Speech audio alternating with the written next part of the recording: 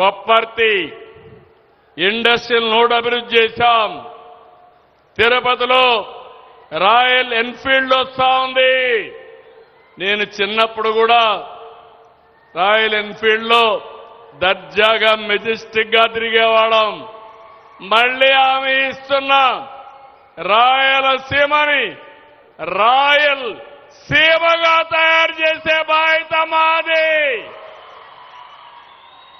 రాయలసీమ అంటే ఆ రాయల్టీ రావాలి. మీరెక్కడికి పోయినా కాళ్ళరెగరేసుకుని నాది రాయలసీమ అని చెప్పంగానే మీకు గౌరవించే బాధ్యత తీసుకొచ్చే బాధ్యత నాది. సీమలో మంచి జరిగిందంటే అది ఎప్పుడు తమ్ముళ్ళు అని అడుగుతున్నాం మిమ్మల్ని. ఇవన్నీ ఎప్పుడొచ్చాయి?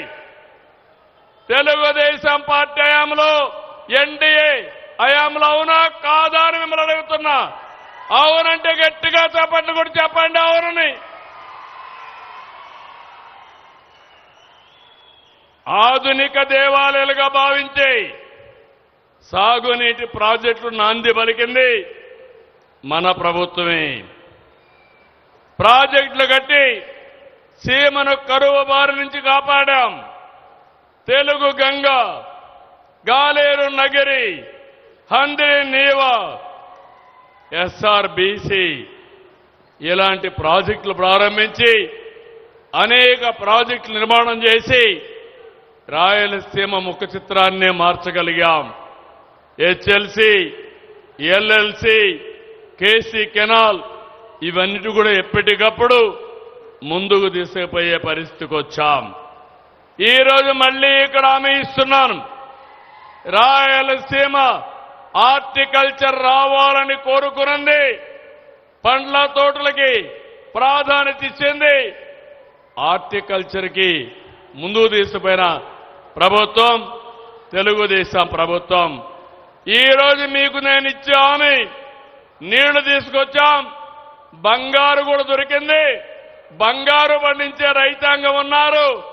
అందుకే ప్రపంచానికే ఒక ఆదర్శంగా హార్టికల్చర్ హబ్ తయారు చేస్తాం. ఇక్కడ ఉత్పత్తి చేసే పంటలు, కూరగాయలు ప్రపంచం మొత్తం ఎగుమతి చేస్తాం.